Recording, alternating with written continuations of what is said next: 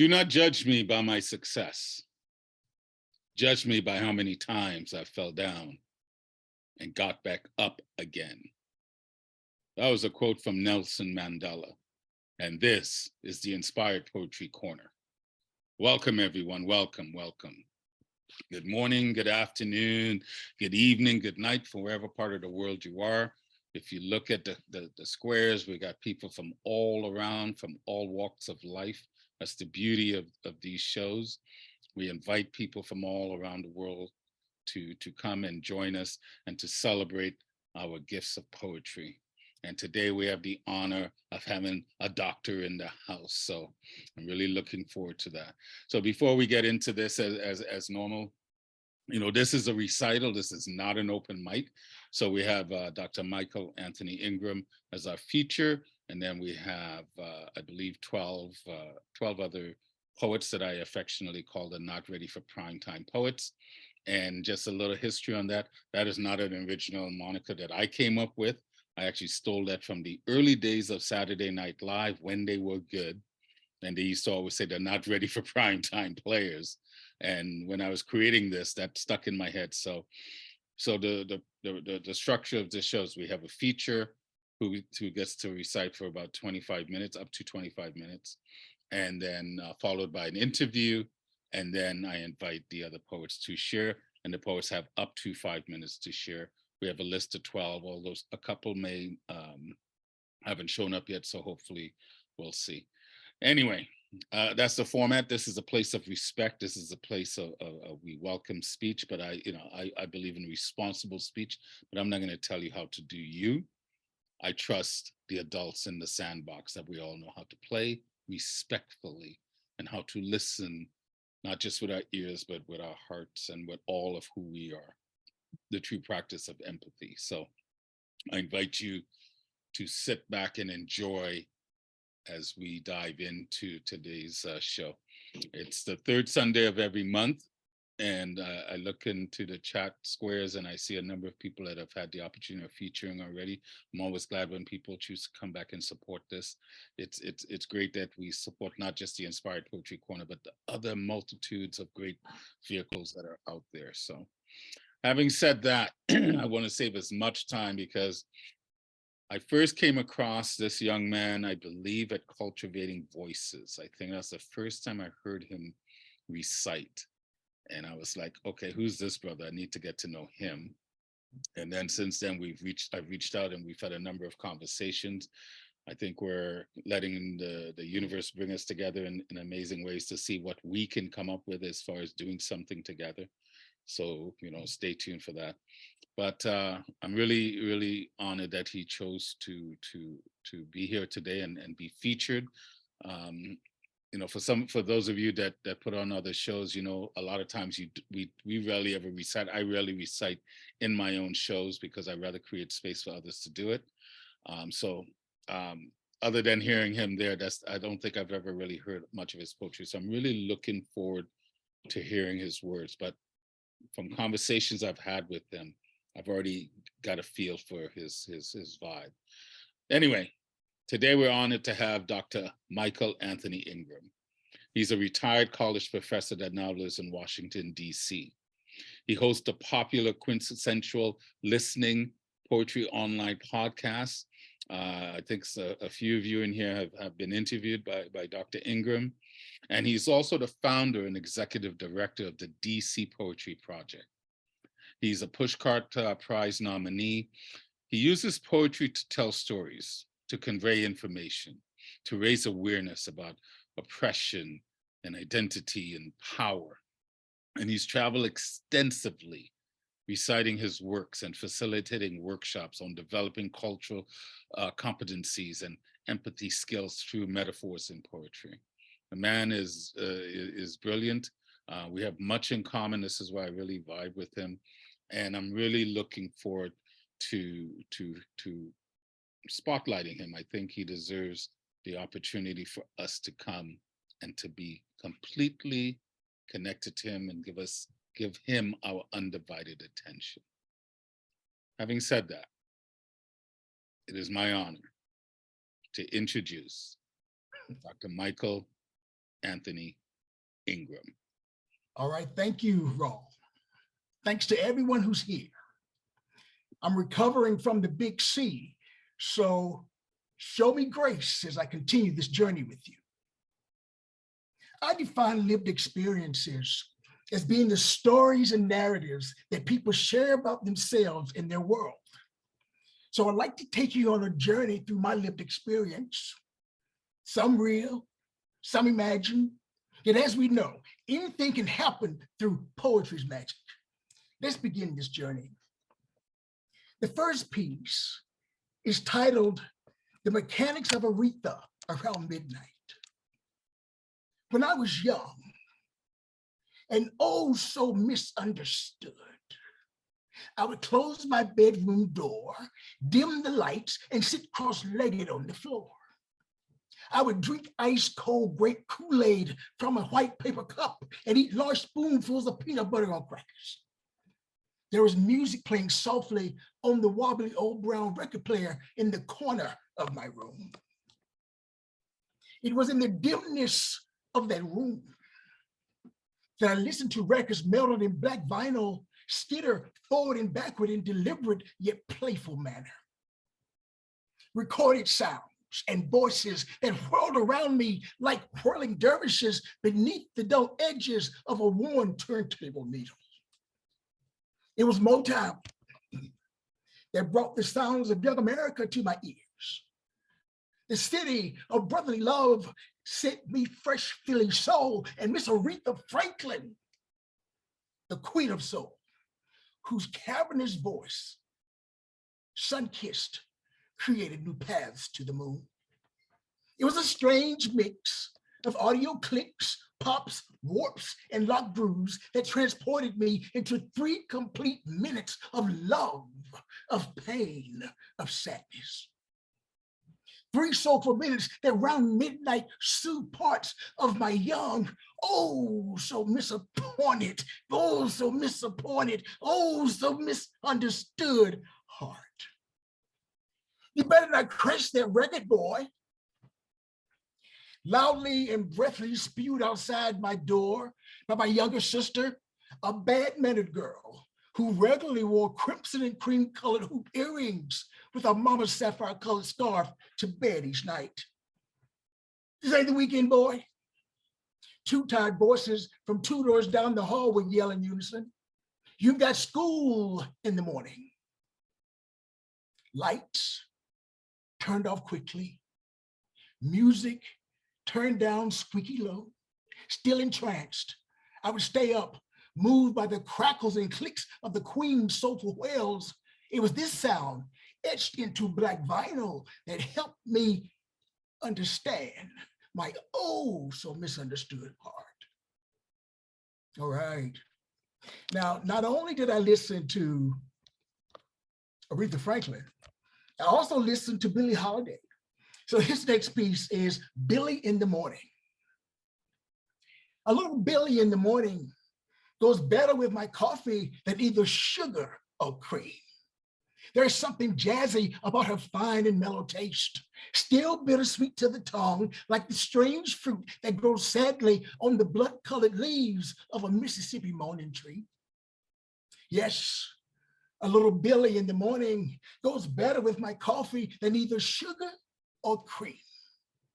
I drink it slowly because I can already tell it's going to be a bad day. I'm a native of North Carolina, a proud native of North Carolina, High Point, North Carolina to be exact. So this piece is titled Black Alice in Neverland. Black Alice was never perfect. Although she had perfect thoughts growing up in a small town in North Carolina. Thoughts of her mama's sweet potato pie and hot watered cornbread sitting on the kitchen stove. Thoughts of how the world would be when she reached the perfect age. Now she's reached the perfect age. Where did all her perfect thoughts go? Black Alice's life was never perfect. Although she would proudly boast to anyone she'd greet that it was. She'd share heartfelt stories about her perfect children and her perfect husband. A saved man who worked the perfect job, never concerned, she proudly shared with those who were listening. Yet those who knew her well shook their heads in disbelief and watched how that perfect lie would slowly rot on her tongue like a pair of old shoes forgotten on the front porch during a hard southern rain. Black Alice never sang in the choir, although she was often overheard singing softly in the back of the church, singing in perfect pitch and swaying proudly in an imaginary perfect long white robe trimmed with gold. Sacred hymnal in hand. The words that she did not understand were perfectly read. This small sin overshadowed by the glory of her uplifted voice. That in her mind, thoughts of perfection saved her from her perfect husband every night when he came home mad and swinging at the world, fury soon flying like fury through the air, striking her face like lightning. Soon, the storm would pass. I love you so much, baby. Her perfect husband would whisper softly in her ear. He would nibble on her neck and kiss her raw, blooded, no longer perfect cheek. Like Alice sang on in Neverland.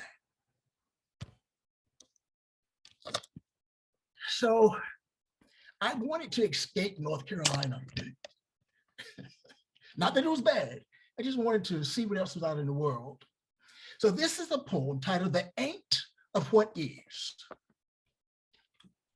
The ain't of what is the is of what ain't, isn't it? Or so I was told as a child. So I grew up believing that it is what it is if it is what it is. And that you should not question what it is. Now that I'm older, I know otherwise. Life has taught me that you must question what it is to find out what it ain't. Because it ain't what it is that you thought that it was, then it is what it is because it is what it is. But if it is what it is and you thought that it was, then it ain't what it was that you were told that it was, and it is what it is. So always question what it is because it is what it is until you find out that it ain't. One way that I escaped North Carolina was through my mind. And I had always dreamed of traveling to Paris, traveling to France. I'm still dreaming about that. Here it is 50 years later. So this piece is titled, When I Dream of Paris. When I dream of Paris, the skies fill with expatriate desires that meld and flow like dolly landscapes across the horizon. I walk briskly along the Champs-Élysées, stopping only to drink coffee at a small cafe near the river's edge. I must drink slowly because expatriate desires don't linger long when you live in small town North Carolina, a place where Dolly is better known as the name of the melancholy schoolgirl who lived fast yet died young. But when I dream of Paris, my nostrils feel transporting fragrances that lure and enchant like the city of light itself. I inhale the beauty of La Sacré-Cœur, Montmartre de Montparnasse, and sniff delicately the flowers of Le Jardin de Luxembourg. I must exhale slowly because transporting fragrances don't linger long when they're bundled up in sacks of dirty clothes that your mama washes for neighboring white families, and it's your turn, it's your turn, it's your turn, it's your turn to sort through them. But when I dream of Paris, the night is filled with the music of Josephine Baker. I eavesdrop as her siren song carves the twilight with your desamour. I must listen intently Because the voice I hear is not that of La Femme Josephine, nor is it Gentle Well and Mrs. Mary Alice Grayson, an old woman my family visited every Sunday at the Greater Peace Nursing Home. In her room, in her private world, she swayed and shimmied all day to the rhythm of the music she alone hears as she smiles and curtsies to the men she knows. She knew no loss or pain. Breathless from antiquated memories, she clutches her tattered purse and fingered the requisite rose that was pinned to her dress. But when I dream of Paris, I stop the dream and I awake to a more realistic life.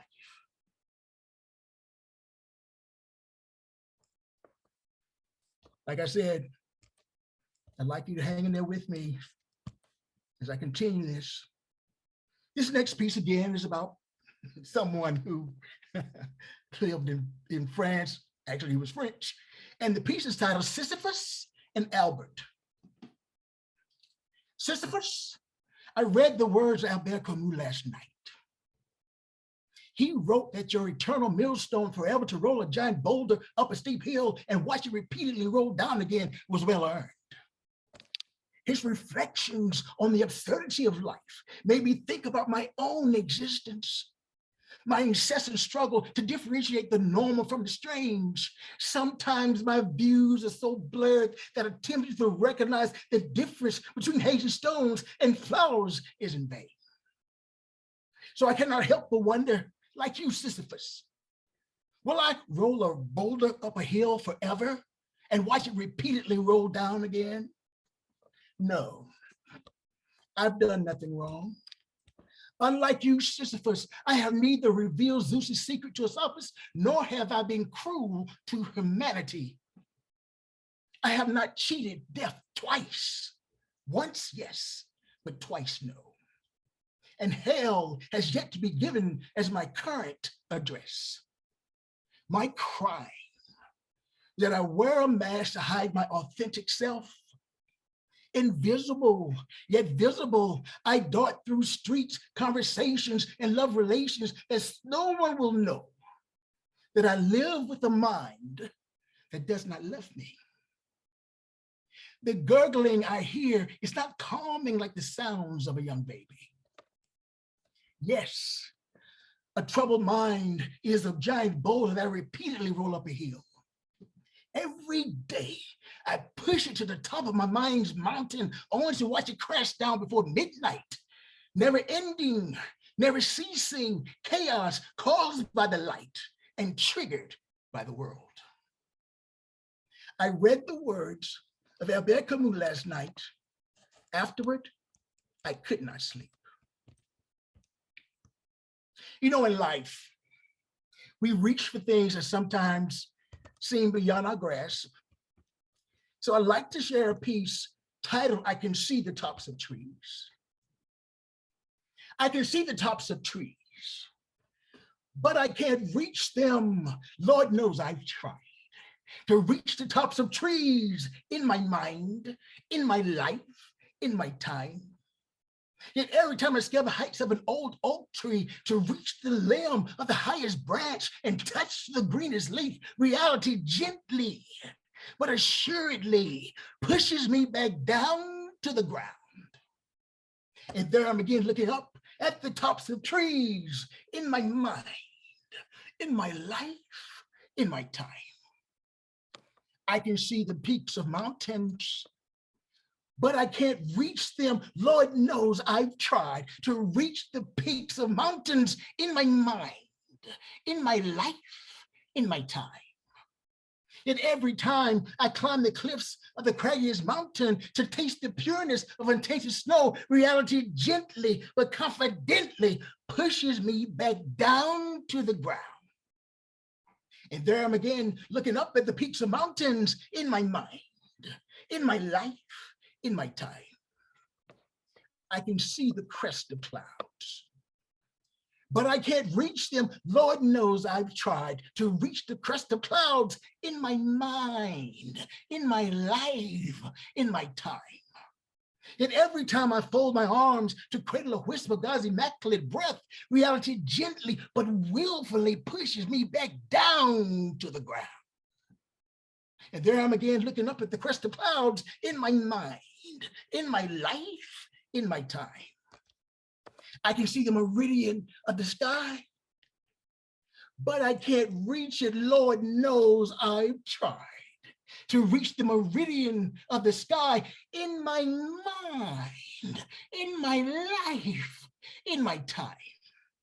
Yet every time I stretch out my arms to seize a piece of Mount Olympus on high, reality gently but deliberately pushes me back down to the ground. And there I'm again looking up at the meridian of the sky in my mind, in my life, in my time. Reality, won't you stop pushing, and please let me dream, let me reach, let me love, let me be. You know, depression is a terrible thing. It has ruined many lives. I believe it's important to take care of your mental health. Sometimes people don't feel that you should, but I think it is, in order to live in the world that we live.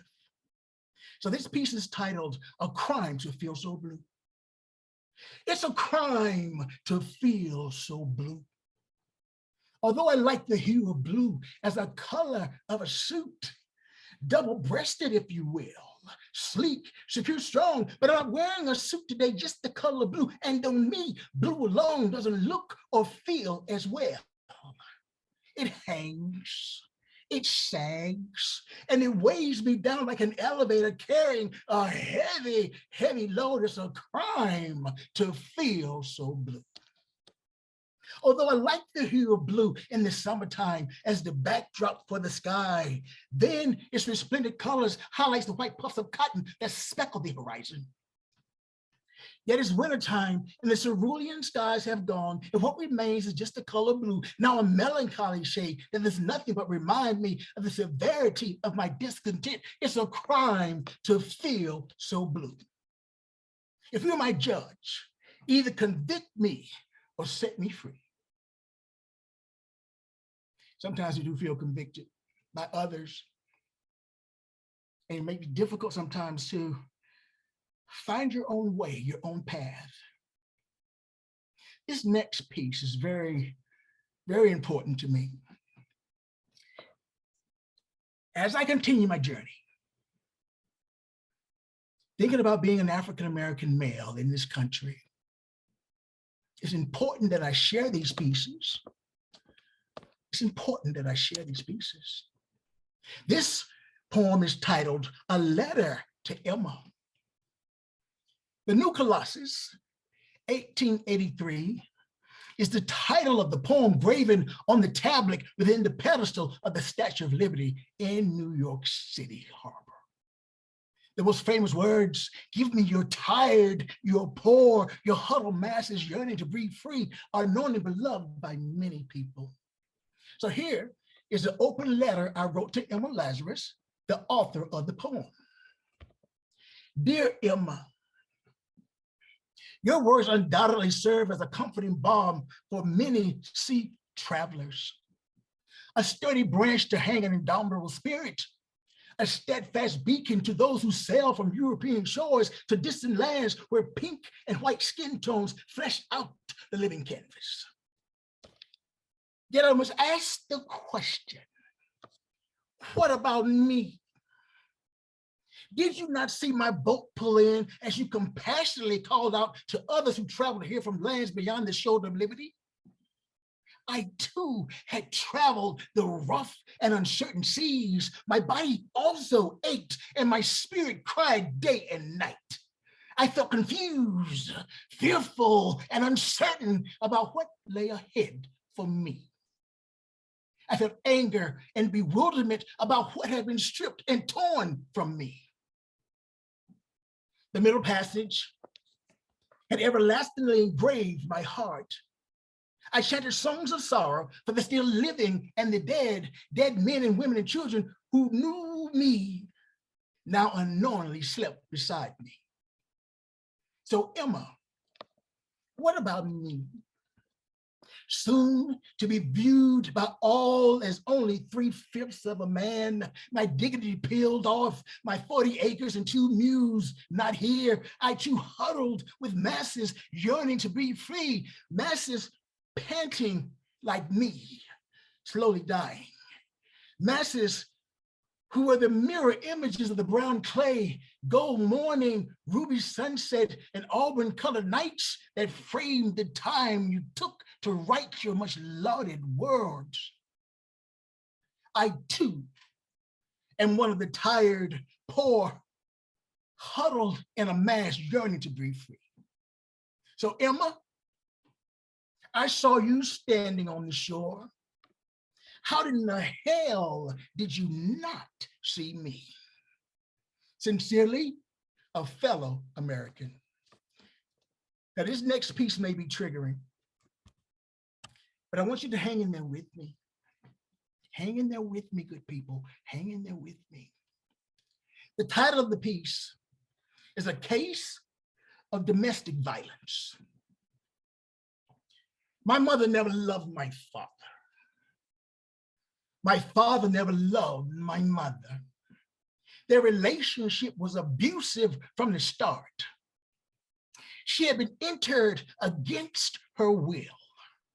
Her beauty polluted. He was forceful, taking, robbing, raping. Her spirit faded into ghostly shadows, ghastly and fearing, and so achingly alone. She had no friends anymore, nor family, or place to call her home. Her dignity was a dry dungeon abandoned to which she told her she would never, ever return. His violence was like an ocean ebb and flow, an endless source, unpredictable, quick and mocking. He called her ugly in front of his friends. They laughed and called her ugly too.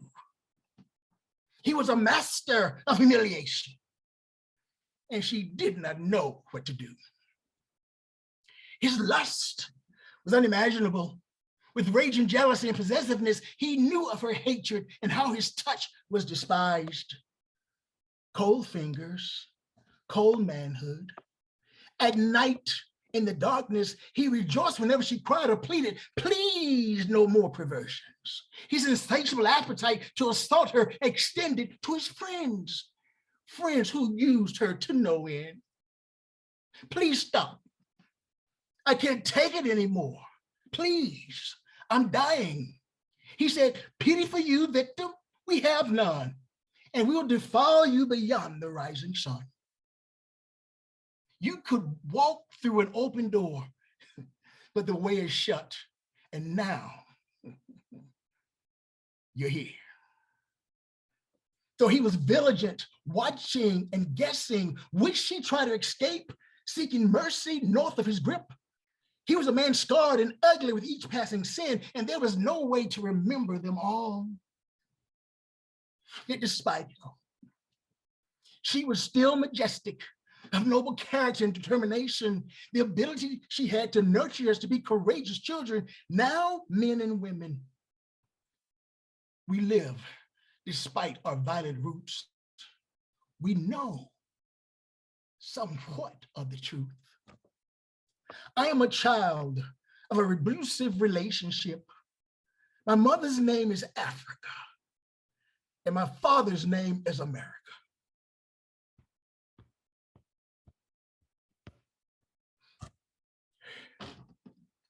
This is what I think about love.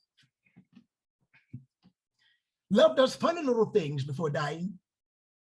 It digs its own grave and buries all remnants of its broken and forgotten heart. Before dying, love does funny little things. I was in love once. Once was enough. There's nothing I dislike more than funerals.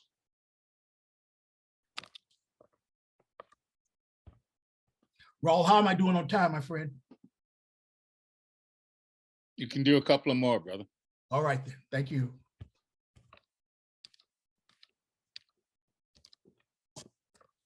what I'd like to share, that despite everything we go through in this world, in this life, all the different situations, it's important in my mind to continue your journey. Find the strength to continue your journey. Separate the real from unreal. So this is grammatically incorrect. I am not a noun, a person or thing that you can possess by adding the letter S. You can't pluralize my being, my essence, or my soul to function solely as an object of your mind's construction. I am not a verb. You cannot conjugate me at will and think that it's okay. My action is a reaction to your stagnant state of being. I will not change my tense, my mood, or my voice, any aspect of me to assimilate to your assumptions of perfection. I am not an adjective. You cannot modify or subjugate my life. I am not dependent on you for my existence because I can stand alone and live as a unique individual, empowered and proud to be who I am. I am not a conjunction or a preposition. You can't either and or but me out of existence. Nor can you relegate me to a phrase and place me before the world and expect me to express an idea or opinion that's not my own. What I am is grammatically incorrect. My language is the language of difference. I do not conform to standard usage or prescribed ways of thinking, knowing, believing, loving, acting, or behaving. Therefore, take me as I am, and creatively and uniquely whole, grammatically free and incorrect. The last two, because time running out. I'd like to dedicate these to my parents. My mom died last year, but this particular one is for my dad. It's called Throw Me Another Biscuit Around the Corner. I can remember Sunday mornings when the whole family would get up to eat. We'd all hustle to the kitchen table in search of our favorite seat. There, we would patiently wait until the food was on the table. We silently give thanks to God for making all things able. Go ahead and eat, our mama would say. But remember to be thankful to the Lord for letting you see another day. In the kitchen, you could hear the loud clicking and clacking of plates. We all scrambled for the grits, eggs, and bacon that we knew would keep us safe. Sometimes the noise in the kitchen was so great, it would make you wonder what we were doing to those plates. Yet no matter how loud it was on those Sunday mornings, there was one sound that came indisputably clear. It was the booming voice of our dad, who had taken his plate into the den. A peaceful meal could not be eaten in the kitchen because it often sounded like a freight train had roared in. He would say, "Throw me another biscuit around the corner, if you please." You see, our daddy was a big old tall and burly black man who had never had to worry about a biscuit flying through the air. He would catch it in the palm of his hand with his usual style and flair. You see, our daddy, as a younger man, had aspirations of being a baseball star. He'd played shortstop and left field for the Rockingham Giants and High Point Braves, so that athletic abilities were known both near and far. But like many black men whose lives take a sudden family turn, a career in baseball became one that he would forever yearn. So when he'd holler, "Throw me another biscuit around the corner, if you please," one of us would shift sideways, step and throw, hoping to the dear Lord that the biscuit would not overshoot him and bounce and hit the floor. "Mac, come in the kitchen and get your biscuit," our mama would say. "No," he'd reply, "I can catch it like I did back in the day." Daddy would say, "Your hands look like they can't take anymore." "Yes, I know," he'd say, "but I can still catch a biscuit just like I was a pro." Although we all knew Our daddy's jet black leathery hands had been numbed and stiffened by years of hard work, toil, and sweat. We also knew that his strong black hands had not given up yet. So throw me another biscuit around the corner, if you please, while I thank the Lord for the lip-smacking goodness I'm about to receive. Lastly, it's time to go. This one is for my mom. It's a universal piece. I miss her so much. It's titled Shelling Beans. In a small southern town, not too far from the road that you no longer claim, I recently visited my mama. I needed to get away from the maddening crowd and the boastful talking aloud. I needed to see my mama's face and the originator of a race. You see, in the grand scheme of life, mine was cleared without strife, had overcome that small town mentality and embraced big city formality. I was a giant among men, degreed in all, too big to fall. I wanted to let my mama know that I had become all of that and more. In the kitchen, there she sat, big, beautiful, black and fat, smiling from ear to ear. Her baby was home, too long had he been gone.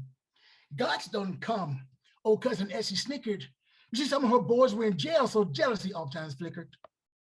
Mama said in a loud voice, for you, the world I've tamed, I'm bigger than big, bolder than bold. When I walk, my way is paved with silver and gold. So ask me, mama, about the places I've been and the people I've seen. Do you need some money? Here is yours. My pockets are filled with green. Come, son, she said in a voice both nice and sweet. Come sit here at the table and help your old mama while she's still able. Child, what a day I've seen. Grab that sack and help shell these beans. Mama said with an incredulous voice, I came back here by choice.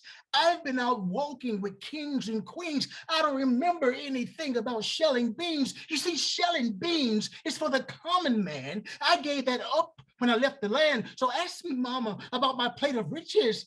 Do you need a new dress? I'll buy you one in labor girl stitches. She looked at me in her wise old way. Although I did not know exactly what she would say, I knew that it would contain the wisdom of the ages. You see, she had lived a good life. Therefore, her life book was full of pages. She said, son, don't you ever forget, no matter how big you get, that life's about more than being able to walk with kings and queens. Life's about remembering how to do the common and simple things like shelling beans. You see, shelling beans is a time-honored task. And if you don't remember, then I should have never asked. For it means you've forgotten that true wealth comes from the fruit of the earth, from any place else. What is its real worth? So my son, tell me your story. Is it only of the riches and the glory, or is it also remembering how to do the common and simple things like shelling beans in addition to all you've seen? Mama said in a sheepish voice that trembled, but not by choice. I do remember. So I grabbed that sack and helped shell those beans. We shelved went on like hours, it seemed. And on that day, I did not mind shelling beans because I shelled them at the feet of a queen. All right. Oh, Right, you guys have to unmute. I need to remove the spotlight so you can see everyone. Like, wow. That was an experience, and what a way to end it. Brought your mother here and all of her love and gave it to us through you. That is healing, if ever there was. Love you, If you've brother. never been to a if you've never been to a Black church, especially down south, you just did. You just visited, brother. And thank you for So touching, amazing. What an experience. Mom and your parents the way you did. That was, I would have made it at 6 o'clock for this, or 4 o'clock. I set my oh, alarm. man. Wow. That's powerful. And That- remember, I wasn't at my peak. So Oh, Lordy. Well, Just a warm up. We- Then I don't know what the Some peak memories of is. what I can share. I think We we would couldn't have. handle it. We I think couldn't we would handle all it. had a cardiac arrest in a We couldn't joyous handle way it. if you were at your peak. That was amazing. Absolutely That brilliant. was an Yeah. experience. Yes. Yes. Well, you know what? Let's keep that flow going right into the interview, because you've definitely, you rose the roof, you raised the energy. I just felt like I was listening to a minister. For those of you, like I say, if you've never been to a Black church down south, you've just been to one, and there's a reason why there's always lots of food waiting afterwards, because you build up an appetite, particularly when you have someone that knows how to use their words to uplift. And we just experienced that. That was brilliant. Brilliant, Michael. Oh, sorry, Dr. Ingram. The doctor is in the house. He just took us to the clinic. So you know, it is what it is until it wasn't. It is what it is, and what it was. What it was. Unless you question what it is, Yeah. you find out what it But ain't. what that was just brilliant. That was just brilliant. Oh boy, that was a tough. I want to ask you, you know, Yes, you've sir. done so many different things, and you know, you and I have had a number of really in-depth conversations. And you know, I know poet is just one of the labels that you have, because you do so many things. But what does it really mean for you to be a poet? It means freedom to express myself. Because when I'm in that world, Mhm. no one can harm me. So poetry means it's an opportunity to be wrapped in an armor that allows me to be free.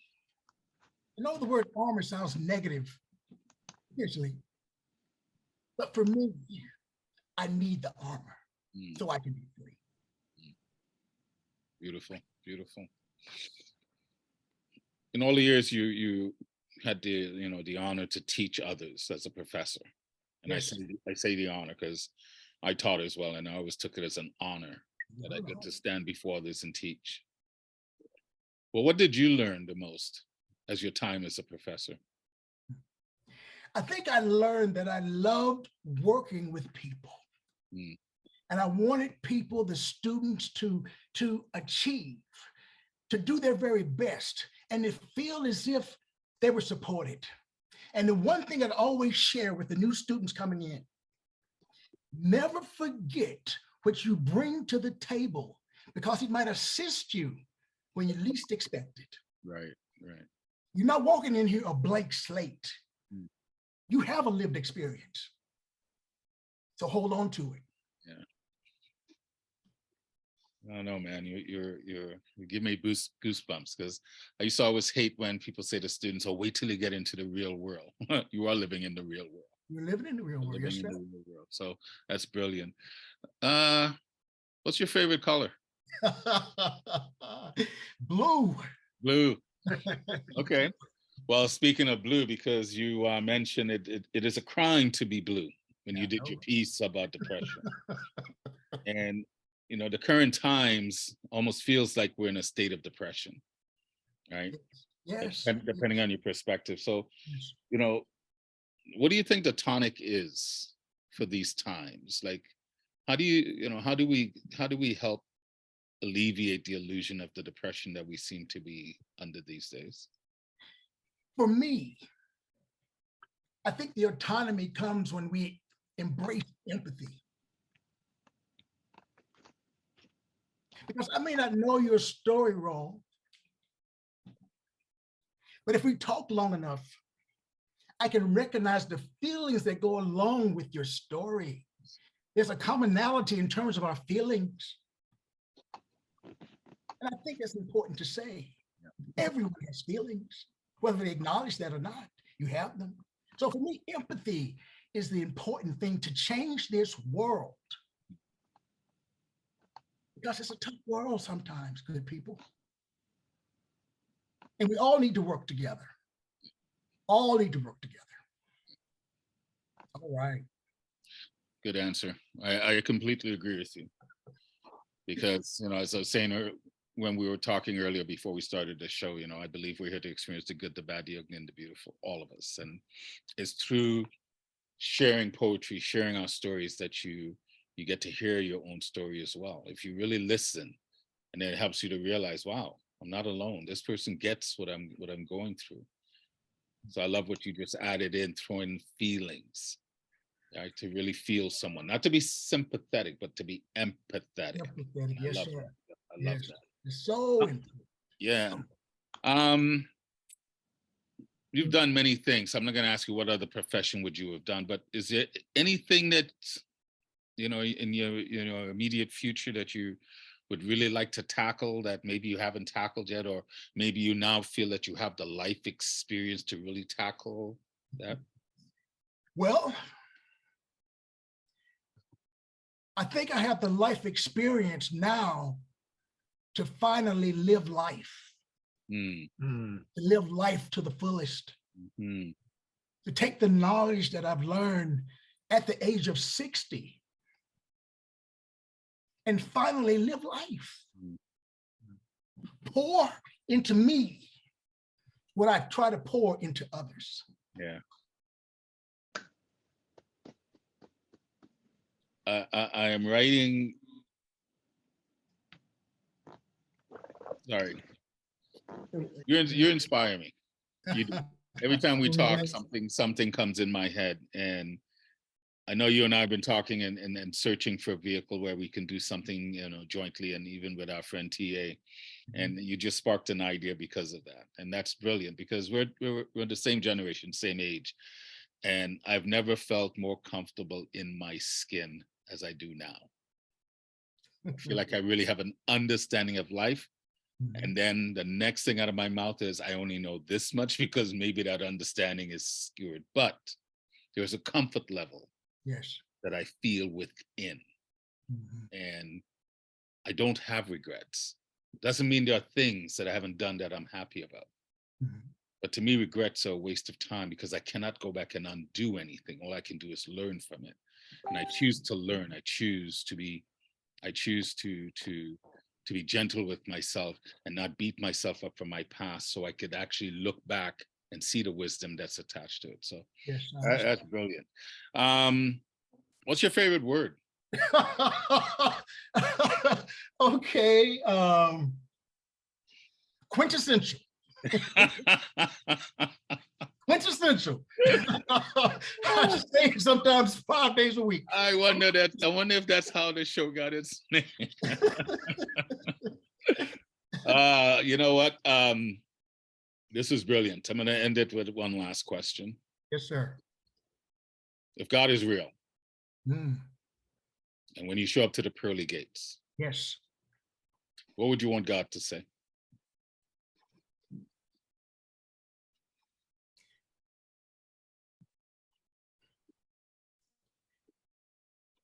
That he loves me.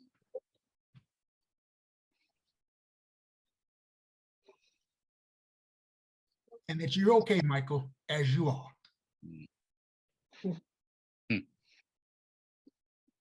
Well, God does love you. And you're not just okay, you're perfect as you are. And that was brilliantly done. Thank you, sir. I'm so honored to call you a brother and a friend. I'm really enjoying getting to know you in our friendship. And thank you for blessing the Inspired Poetry Corner this morning. I always jokingly say in past shows, it's become like a Sunday morning ritual, a revival. And I felt like we just went to church, but it was a church that I think everyone, whether you're religious or not, could vibe with, because you are just a brilliant speaker.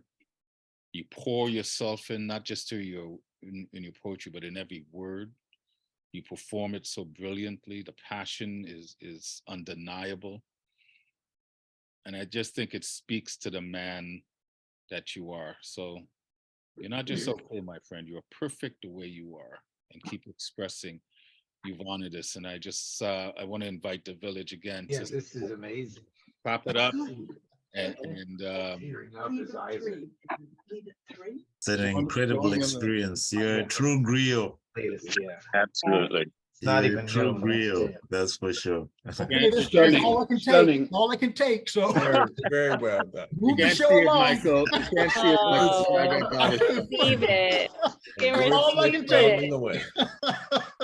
Receive the love, Michael. I see it. We love you. We love you. Thank you very much. Thank you very much. So candid, so genuine, you know. No, you touched us like anything. All right. I think you just took vulnerable to a whole new level. All right. Well, That's courage. That's courage on steroids. How'd you do that? well, I guess I would say the courage comes with getting comfortable with yourself and putting it out there and not worrying about what people think. That's one of the things that I continue to embrace every day. I really don't give a shit what people think anymore. That's right. You know, you could think what you want. Everyone has their thoughts and feelings, and I have mine. And if you vibe with it, let's talk. If you don't vibe with it, let's talk. If you don't want to vibe with it and don't talk, okay. You know, really don't care because it's my life and I have to choose how to walk it the way I want. So, and that's what I get from you as well. Like I said, I truly enjoy our conversation. So, and for those of you, I truly, you know, reach out to Michael if you have not done so already individually to just chat with him. He's always open to chatting with people like I am. In the chat, you know, let him know, continue pour that love and how he did. Michael, if you want, you can drop your information in the chat so people can find you, although I think everyone here probably knows how to find you. And also, if you hadn't had a chance to really check out his podcast, Quintessential, you're in for a treat. I've listened to him interview Julian and a few others, and you're brilliant. I just want to say really quickly, it's Yeah. good to see everyone that's been with me on the podcast. And if you would like to be on the podcast, just email me. We are open to everybody. Well, put your email in the chat, Michael, so people can do that. That's a great thing. All right, we'll continue on because I know we're ready now to start with the Not Ready for Prime Time Poets. Again, that's just a play on word. We're all prime time.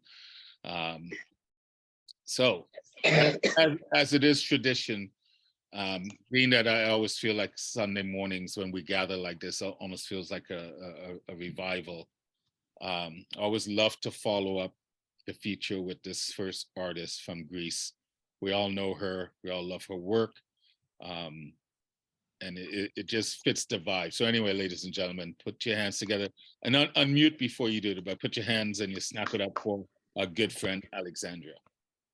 Hey, Alexandra. Hello. Definitely not as energetic as Michael. That's okay. You do you. You do you brilliantly. Line 13.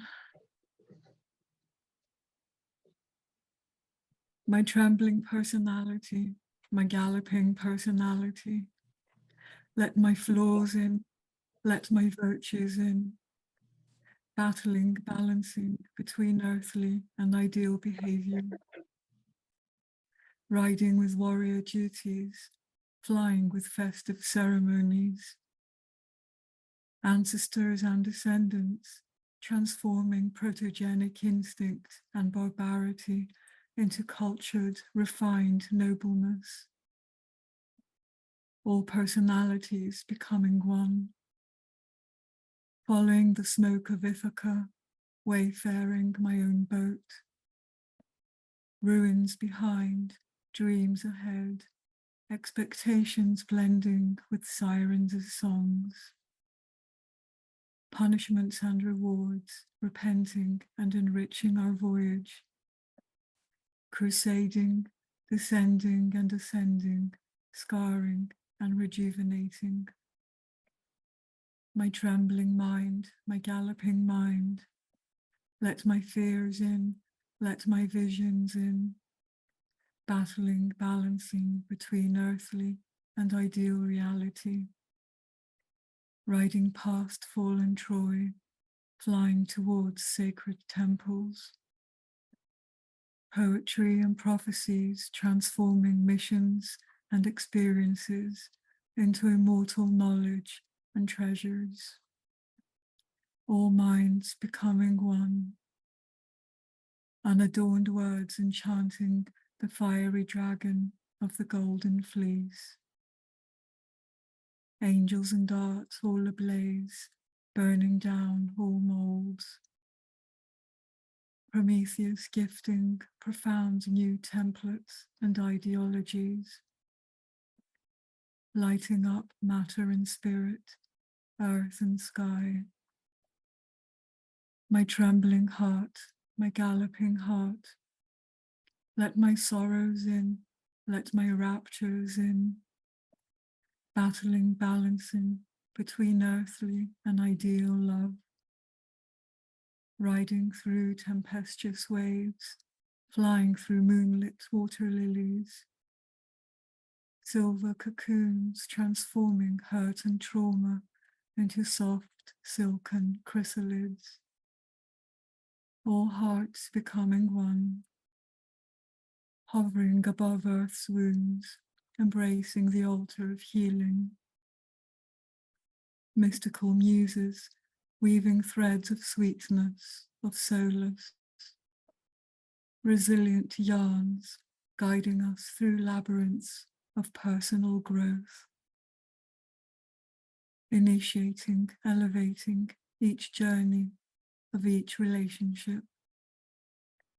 My trembling soul, my galloping soul, let my sins in, let my blessings in, battling, balancing between earthly and ideal liberation, riding into dichotomized horizons, flying into cosmic rays, eternal divine laws transforming dark ancient forces into golden propulsion and pulsation, all souls becoming one, lighting my own path, a path unique to me, purgatory's sun holding turmoiled memories, inflexible desires, escaped hopes, rising and setting in the azure of the sea, in the azure of the spirit, surging into eternity with full sails, all my efforts maturing. Our trembling civilizations, our galloping civilizations, let our tribulations in, let our exaltations in, battling, balancing between earthly and ideal humanity. Thank you. Wow. You know, Alexandra, you kind of mentioned, following Michael with the energy that he had, and yet your subtle, quiet ways is, to me, just as moving, just as powerful, right? It's one of the reasons I love having you follow the features. It's just such a beautiful vibe that you bring. And every time I hear it, it feels like I'm listening to you for the first time. You are hearing this for the first time. Well, I know I'm hearing this for the first time, but every time I hear you, I recognize it right away that it was new, at least. So again, new to me, because I'm not going into the Zoom room, so I haven't been hearing you as much, but that was just powerful beyond measures. Thank you. Thank you. Thank you. Well, the goddess bumps, I don't think are going to leave me today. So I might have a really hard time sleeping tonight. Anyway, thank you so much for that. Thank you so much for that. And, don't apologize. I know you have to leave. That's why Lesley's up next, so she has to leave early as well. So for those that, I invite those to try to really stick it out till the end of the show. I know it's a long haul, but at the same time, if you do have to leave, please do not feel bad about it. I'm just honored and grateful that you chose to spend a few moments with us today. Okay, up next, our good friend, former feature, Lesley. So good to see your smiling face this morning. Oh, so wonderful to be with all of you. What a treat. Really honored. Thanks, everyone. Okay, so just two, and they're not long. This first one is called Dreamland, These Energies. You are part of this place, belonging to it. It is not part of you. It claims you. The world is there, and rivers are there. Rivers, these the veins of earth, the water of lifeblood supplying, fertilizing the plain. The world is fast, and there are rivers to feed these places where life grows, and us to eat the substance of all that roots, nourished by the water, the blood of earth, and grows. The world is fast, then slow, slow, then fast. There are the rivers. I promise the portions of the sky that I know and that I own and will tell you about. There will not be the silence of stars, but the voice of oblivion speaking through me in whispers. I know I will not keep the secret. Their secret is mine to own, to shout, or to nestle with, deep into me, dear to me, in the flesh that I am, mammalian, and nuzzle, the shout forming inside to scream the ineffable, the wordless state, the wordless mind, a star above the moon, the idiocy of thought, the fruitless endeavor to think we are when we are and are not are. We being only in the grace of love, the radiating light traveling the eons and moments in movement, traveling through and with you now, lighting up the night sky. So my second one is called, you know how you often call things you title your poems various things. This one I called Travel and then realized that wasn't correct. So I just called it, titled it a line from it, which is The Feet That Walk You. The day after the grand regale, the celebration is just another day. You at the table to look out the window, the slow sipping of your tea, the simple consideration of hot awakening your tongue, the heat that travels up to eyes now alert and mind working. I thirst for God in this moment, Goddess, the melding of flesh to the source that made us, the wise ones to tell me something, the many somethings I don't know, met with silence, only the clicking of my eyes as they keep the tempo they keep as I shift thought, focus. I look at the unchanging scenes, save those who pass me by as I pass, me who passes by and walk too fast, seeking the hum in my head, the inner rhythm, keeping time fast as I must go. I must move along and go and not stay. The comfort of the seat at the window, the comfort of hot awakening of tea on tongue as insight, travels in me, the notion of place, transitory, in idea form always.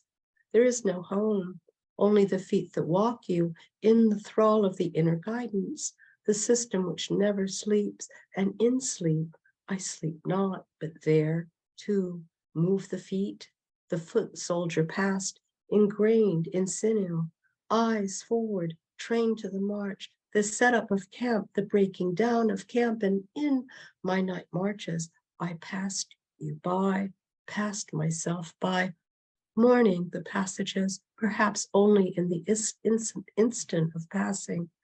I am set to go, to pay careful attention to the all as I go and mark it the passing. Mark it, mark me, marking it, and mark this time connected to all time.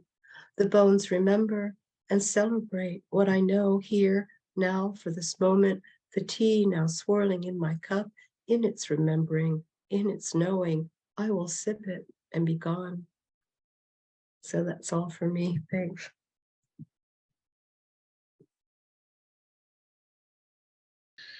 Oh, like hot tea on the tip of your tongue. That's just home. Brilliant piece, brilliant piece. Both of them. Thank you so much for gracing us this morning. So good to see a smiling face. It's been a while. It's been a while. Wonderful seeing you all. Bye. I know you have to run, so you enjoy the rest of your blessed day. And thanks for gracing us this morning. Thanks, everyone. Bye-bye. All right, up next, our friend Sylvia, you're ready to go. I know it's late for you. That's why I always try to get you on. It's what, almost 11:30 your time Sunday night. So it's almost bedtime. So the floor is yours. You have to unmute. Hi, everyone. Sylvia here from Singapore.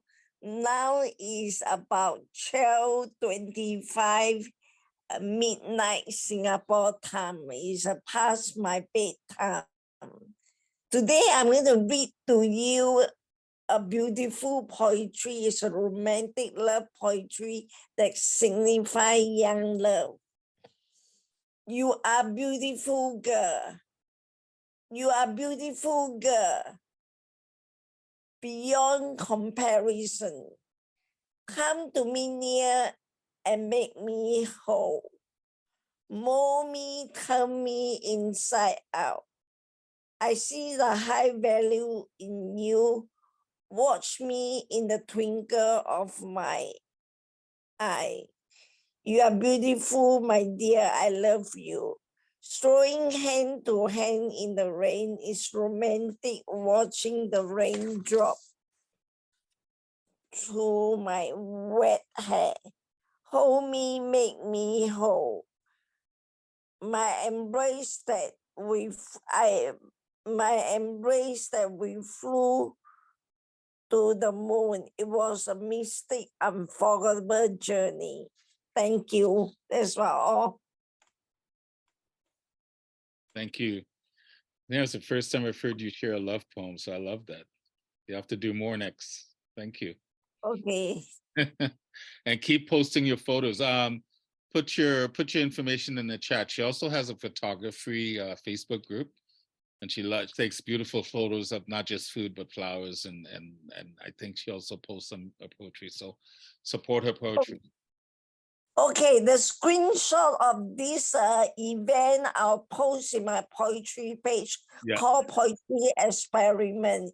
You guys can like the page and tag your own photo. Thank you very much. Yeah, she takes, I don't know how she does it, but she captures amazing photos like Richard does of all the different shows that she goes to. So yeah, show us some love. All right. Thank you, Sylvia. Have a good sleep. Up next, Richard Harries, are you ready, sir? The mic is yours.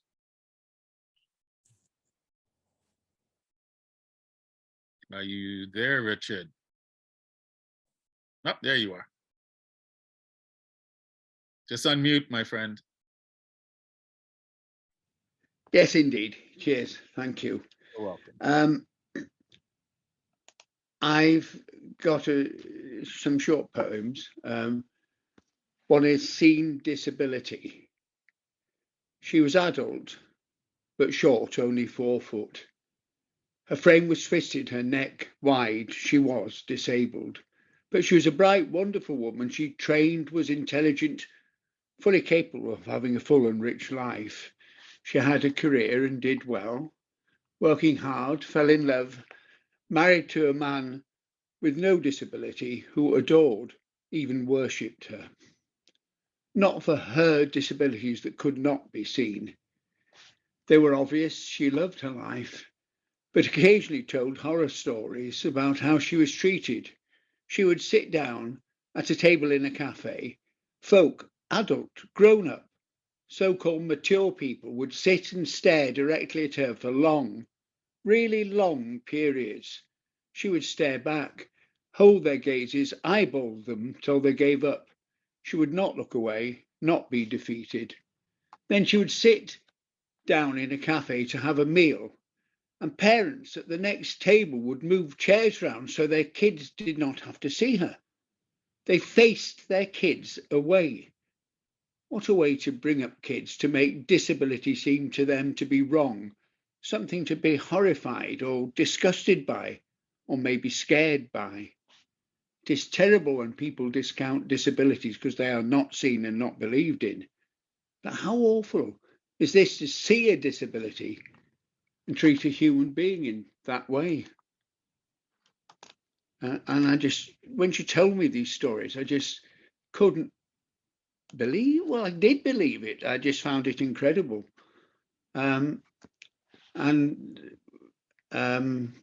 Empathy was mentioned before, and I have a poem about empathy. I hope and expect, truly expect, that I've always listened to others and have been empathetic. Back in the 1990s, I volunteered at a local advice centre, worked there for free for a long time till they created a paid job, and was employed for more years. I worked as a home visits advice worker, went to disabled and old age centres and events, checked benefits, acted as a tribunal worker. On our advice centre door was the word empathy.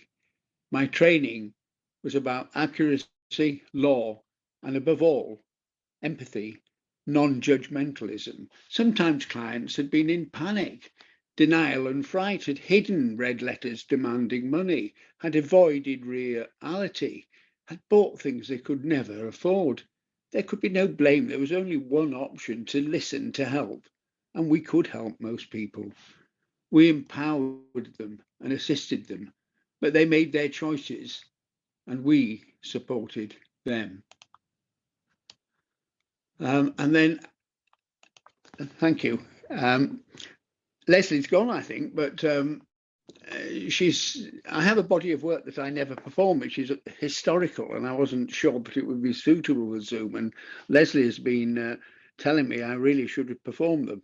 So I'm going to perform one, and it's about Queen Mary I, the Tudor Queen in England, and I don't know how her fame has travelled around the world, but she was one of our most awful monarchs. And it's called Bloody Mary. Born a princess, but to a homicidal father and a defiant and zealous mother, a woman who had fought all her life and stood her ground, and she was herself the daughter of a warrior queen, Mary had a strong, strange, and even murderous gene pool. She came to the throne popular, beloved, and welcome. Her subjects felt that as Henry's daughter, she was the true queen. They did not want her cousin Jane manipulated by men.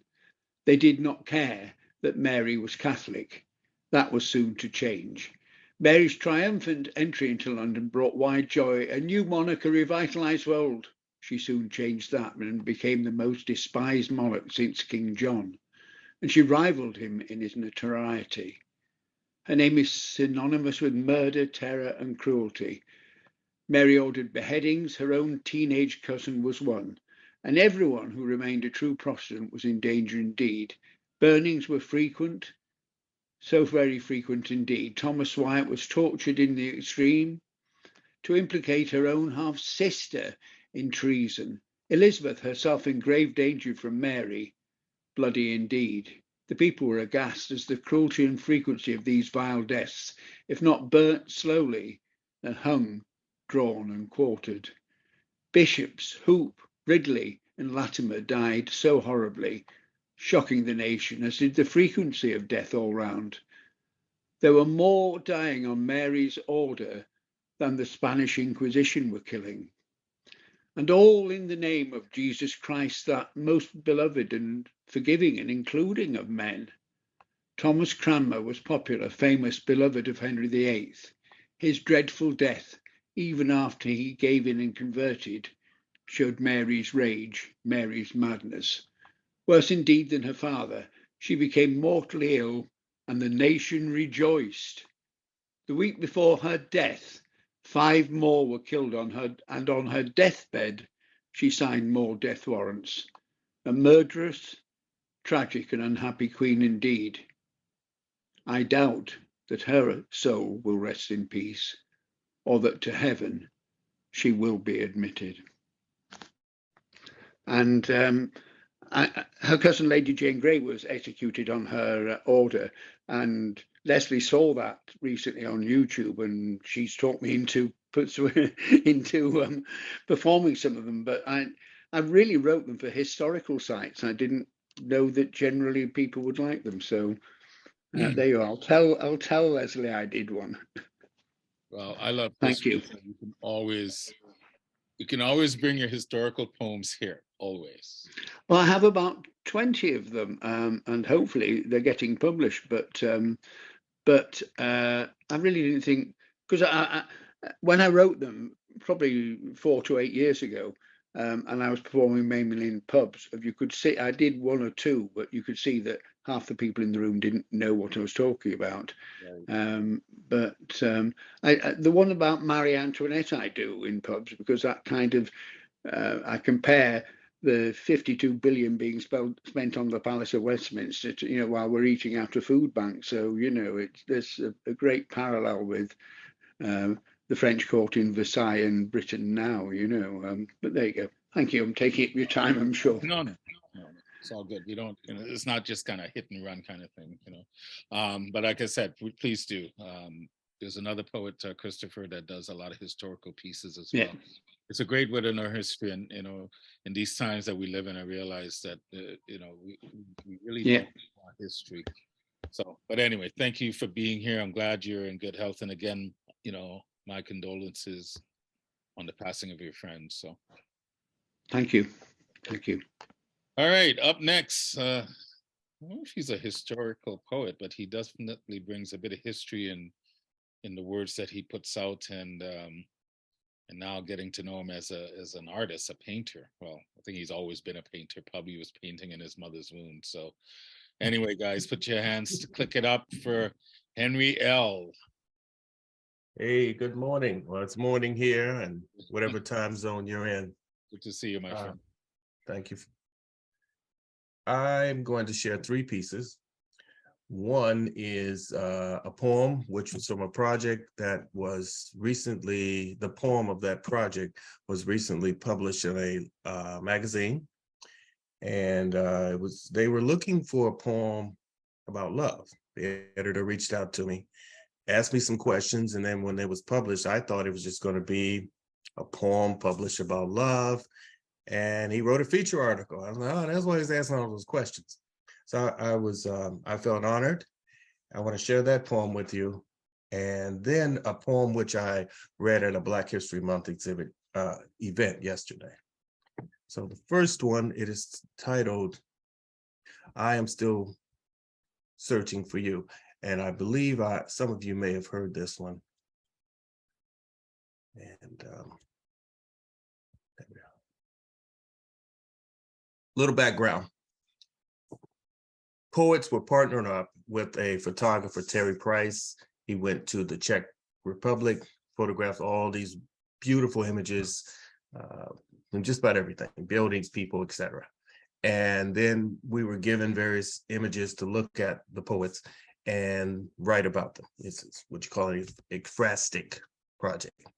Then they published an anthology, and I never heard of this photographer, this photographic artist, because he does fine art, and I fell in love with his photography.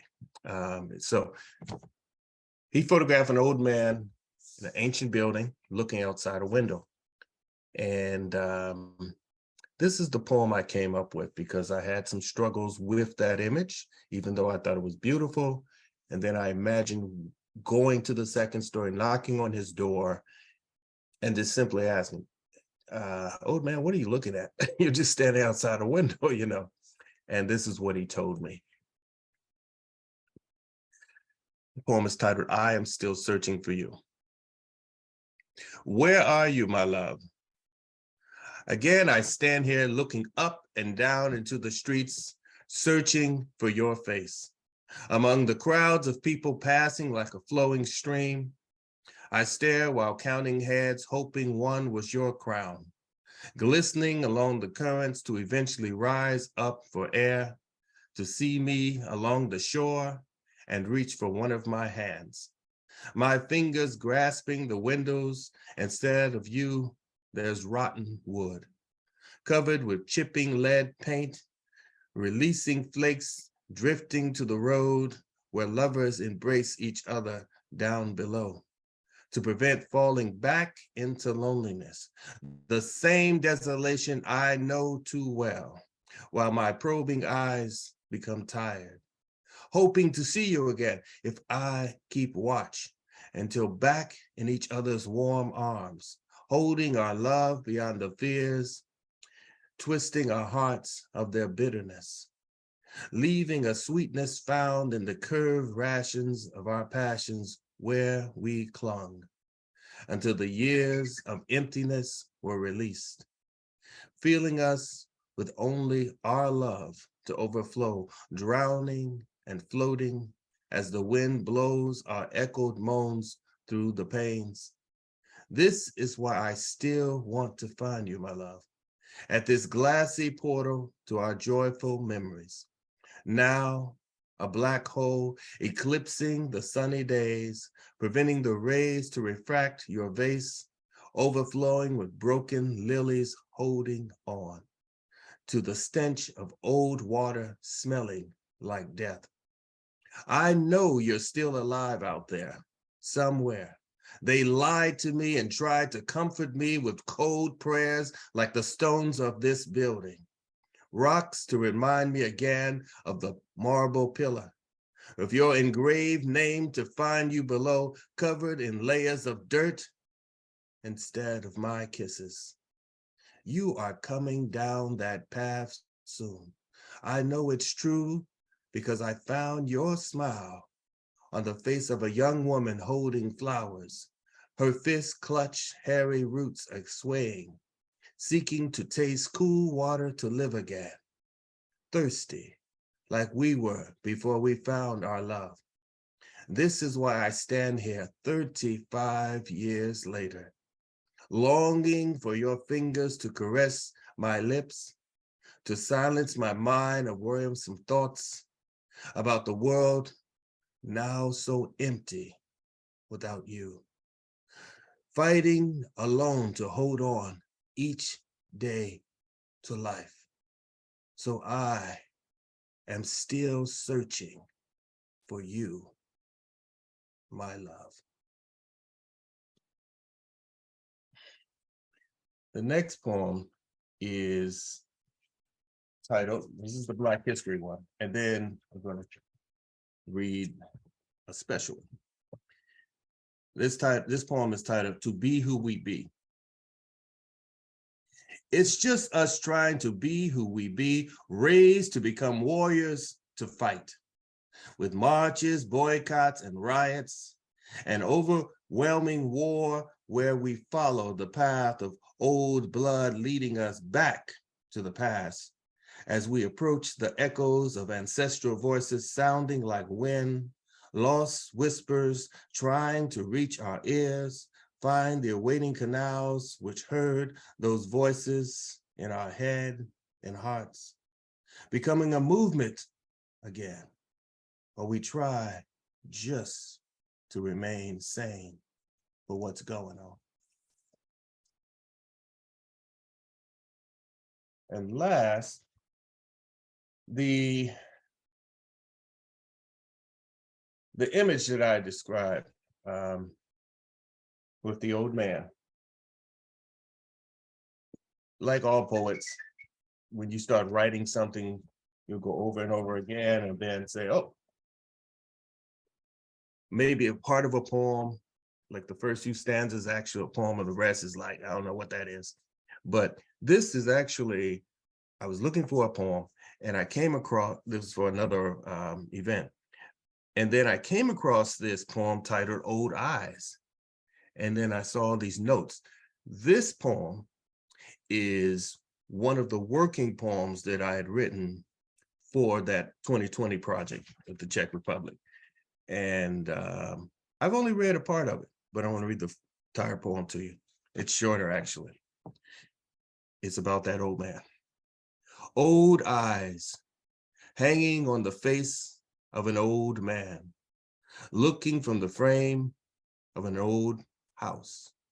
Just a pair of old eyes, blinking and appearing tired. Perhaps his dry eyes are still searching for his dream. People tell him it's not too late.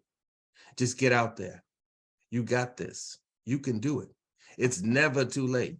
Better late than never. All those easy phrases to lodge into his head, inspire him to just try again. Reach with his arthritic fingers and shaking hands to grasp slowly that dream again.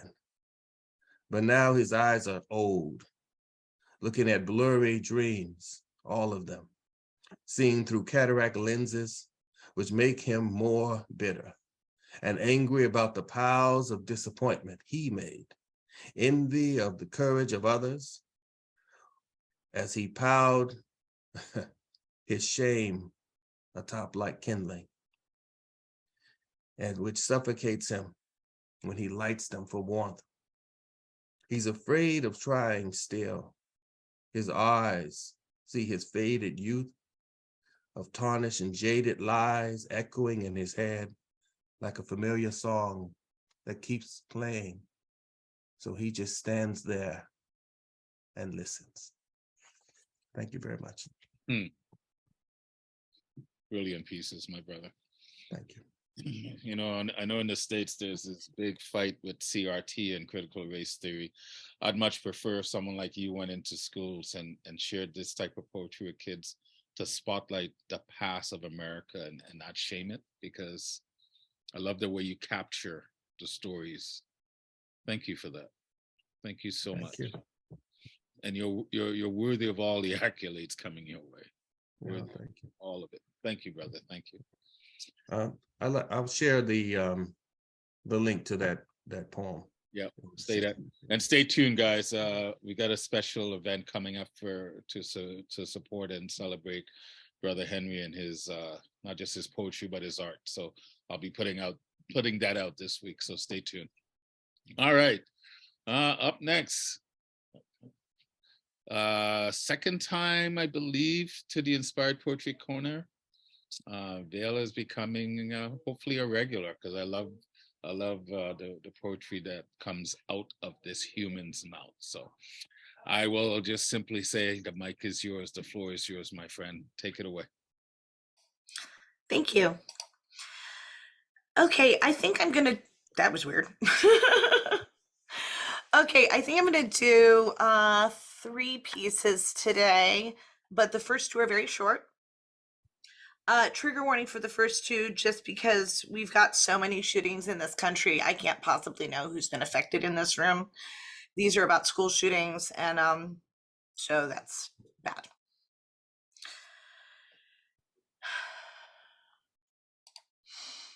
Underneath, we are under our desks, the air tastes of metal, the hallways, all those lockers. That linoleum makes footsteps sound like firecrackers, so unlike the rip of bullets through air, through wood, through skin, flesh, bone, the air taste of metal, and the blue boys outside blaring their bleeding pleas and keeping us locked in with him while he tears carelessly through us, making angels, making war, making love to the government. We are under our desks. The blue boys are keeping him locked in with us. The air tastes of metal, the sound rebounding. We recoil. We are under our desks. The door opens.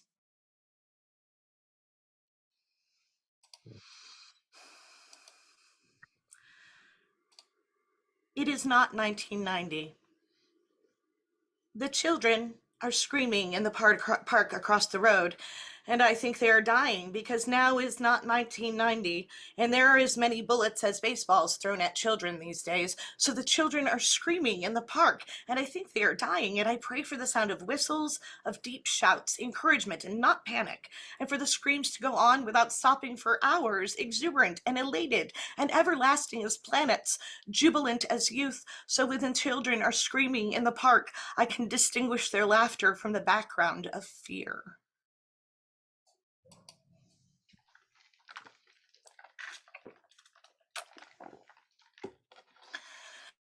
And now for something completely different. This is dedicated to my partner, who is a short fiction writer. I ask you to write me for Andrew Pryor. I ask you to write me a story. You say, a man walked into the shop one day carrying a paisley umbrella with a leather grip. It was the sort of umbrella with a flat top that collapses in on itself like a kaleidoscope. The rain that morning came down in wild sheaves through the air like a wheat field whipped to spinning. I was expecting a sodden, joyless face, but shockingly, the umbrella smiled brightly up at me. Surprised, I greeted the man and said, "What a charming umbrella! Mine is always cross on rainy days. Wherever did you find yours?" I ask you to write me a story. You say, every time Agnes saw a mushroom, she would count.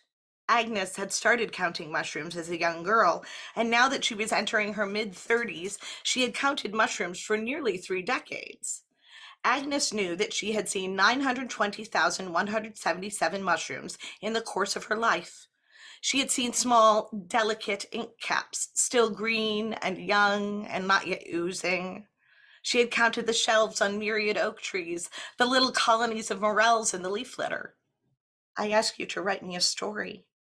You say, twilight air is the most perfect, laden with the moisture of evening, the damp of the dark coming. Things spoken on twilight air have a special power. They gather to them all the wild energy of the day and stitch it neatly, moment by moment, into the velvet fabric of the night. I ask you to write me a story about the secret life of handbags. I ask you to write me a story about the voracious velvet earthworm. I ask you to write me a story about amphibious mind control. And you tell me that someone has already written one about psychic achalot. I ask you to write me a story about someone who lives and breathes and rejoices and despairs and laughs and dies all without moving much from their own bed. I ask you to write me a story about unlikely things, impossible maybe, or only unwise. I ask you to write me a story that tells how I journey far and wide, how I see a million worlds from stillness. I ask you to write me a story and set me wandering again.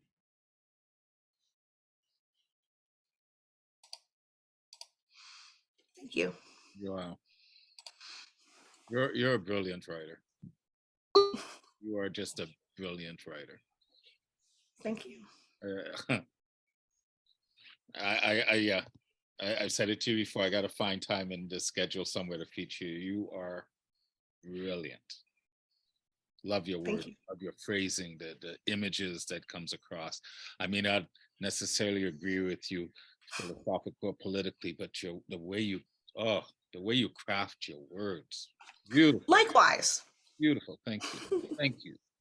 You're welcome here. Thank you. 24/7 all the time. And thanks for coming back. I appreciate you. I hope you didn't miss too much of your class. So I appreciate that. All right. Wow. Continue on from brilliance to brilliance. This man I affectionately call my brother. It's funny, I was thinking of you, Richard, during the Super Bowl, because we had a Super Bowl this year where they kept harping on the 2 Black quarterbacks. And I remember someone saying, wouldn't it be nice if they just said we have 2 brilliant young quarterbacks starting this game? Because I never preference you as my white brother or all this kind of, you're just my brother. So anyway, that's why I thought of you. So just remembering some of the conversations we've had. Anyway, I think you guys all know this silver hair fox. He's just a brilliant man. Anyway, the floor is yours, Richard. Thank you so much, my friend. I'm so honored to be here among this wonderful group of poets. I first have to say, Dr. Ingram, sir, your work is amazing, and there's not a heart here that wasn't completely overwhelmed by the warmth of your words, of your thoughts, of your heart. Thank you, sir. You're a gift. And in your honor, and also in the honor of every woman here, I offer this first poem. It's called The First Gifts, a tribute to mothers, written in memory of my grandmother Susan, my mother Dorothy, my lovely wife Linda. Here we go, The First Gifts. Yes, you welcomed those first babes at your breast, gave them from your own life sustenance, thought first of them, their pleasure, their pain, their needs, then some other, then yourself. You brought them through the most holy, sacred gate they will ever enter, into the world and into a human life. It can readily be said, you gave them the first gifts.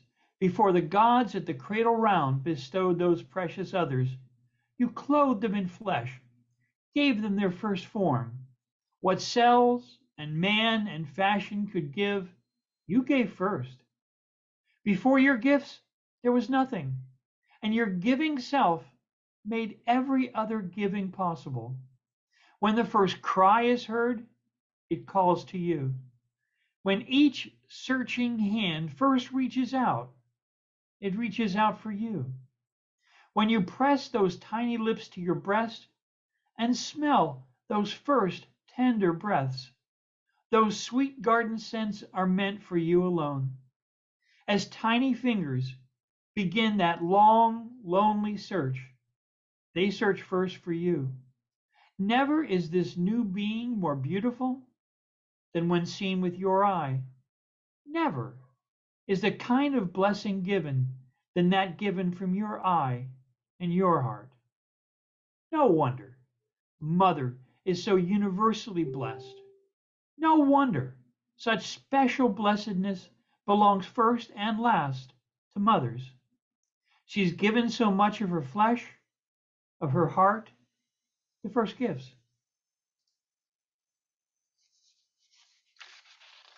This is called a friend, and I call you all my friends. You are dear to me. Your truth is so beautiful, so vibrant. It's an honor to be here with you, my friends. And this is called a friend. There, upon the sandy shore, what will we find? Only that we're searching for. What ignites the lamp within is that sparkle made a din, craft a raft flotsam found in a vista quite profound, bury a stone or cast it, so to see it fly around where they treasure seek, in some bauble does it leak. If thee hath chosen widely, though while stumbling blindly upon a staff of solid stuff, maketh easy, though thy course is rough. Bind to thy heart a steady friend, they'll travel with thee to the end. And this last short one, again, I dedicate it to you poets with your beautiful, honest light. Naked, honest light. So many amazing poets. When you hear a polished, wise, witty poet, a new view of the world is oft revealed. And when in some seeming random afternoon or eventide, you can find 5 or 10 or 20 blessed beside, in the throes of passion, throw their doors of the heart open wide, open their windows. These are blessed sacred days. My very soul trembles before such naked, honest light. And some deep thirst is thereby slaked, some new vision granted, some new humanity reborn in my breast from you poets, gentle. Thank you, my friends. Humanity born from my breasts, you poets gentle. They're such a wayward words, my friend. Thank you so much. Thank you for always, for the support and for honoring us with your grace and your truth. Thank you so much. It's good to see you. Really good to see you. All right, let's continue on. Up next, from the island of Saint Martin, right? Moon on Yes. Fire, the author that's just pumping it out left, right, and center these days. Marianne, the floor is yours. Yes. Thank you very much, Raul. Thank you very much, poet friends. Thank you so much, Michael. Oh my goodness. Yeah, it just the beautiful heart that you brought here today really just sets the tone for all of our work, and I'm so grateful to have this chance today in this particular safe place to try out a couple of poems that I've been working with, following on with Richard and others. These are poems that involve my mother. And the first of them I'd like to share is a poem called Threads. I maintain I did not know my mother. Not that I was adopted, no. I'm her child. Same pointy nose that could open a pop can. Same wrinkles scored in the mitochondrial DNA. Our turkeys roast to perfection under the same wreath of tinfoil, and my pie crusts float off their fluted dishes just the same because I cut in the butter with my mother's light hand. But now I'm vegan and I don't bother with such occupations. Somehow, it seems like I lost the thread, watching my mother lick her fingers to target the lisle through the needle's eye and pulling the ends even to twist them around her forefinger and slide the twined threads between pointer and thumb to make a gorgon's head. I do not sew, but I tie a knot just the same way. Somehow I lost the thread of housekeeping too. Clean enough to eat off the floor interests me a lot less than the solitude of my satellite office, where I know they will top my coffee with almond milk foamed just the way I like it, and I get to follow only the internet threads that interest me. Yet I have shown almost everyone with whom I have ever slept the only dignified way to pack a duvet into a covering. Turn the case inside out, reach into the corners to grab the duvet's ears and quickly muffle them as you flip the whole thing right side out, just the way my mother did. I am not the one to pluck the loose threads or tuck your labels back inside your shirt. That was my mother's too familiar way, even with strangers. But I do bring home garments and cut out the labels, pick the loose threads clean so they don't niggle my neck. As a kid, I stood for hours in the August heat, straightening hems before school each September, but I still have never worn a dress that didn't match. It's plaid under the arms. Once upon a time, I declined to marry a man whose sister ironed her children's socks and underwear. I could neither relate to that nor become related to that, and I think that's where even my mother would have drawn the line. The next poem has a little bit lighter touch, and stay tuned because you may never hear such a thing from my mouth ever again. But this poem is called Don't Be Cruel. With 3 daughters under 5 in July of 1956 and all that grime between the stove buttons that you could only dislodge with a Q-tip and plenty of elbow grease, my mom didn't have a lot of time for cutting the braided rug until the screen door opened and Daddy walked in, carrying a plastic disc in a paper sleeve like it might contain the nuclear codes. He told me, "Run, Mariana, get my record player, the little pink suitcase I got last Christmas, and set it on the kitchen table." Carefully, he raised the lid of that magic music box, which I loved even more than my sister's, with that slim ballerina who spun on point when she cranked the key. And I clipped that adapter doohickey into the center of the 45. Placed it on the rubber pad. Dad checked the needle for any little bit of lint and carefully set that stylus on the margin. Like a preacher, Daddy spoke a single word to my mom, and she was ready for communion. I bet you know I can be found sitting home all alone. If you can't come around, at least please telephone.